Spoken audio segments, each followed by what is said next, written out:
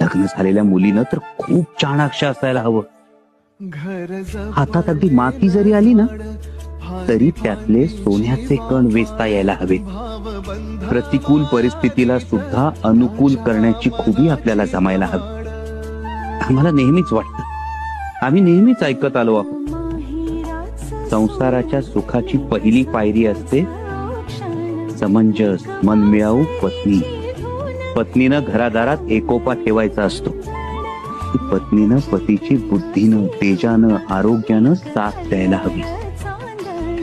आयुष्याच्या प्रत्येक लढाईत पतीच्या खांद्याला खांदा लावून उभं राहायला हवं.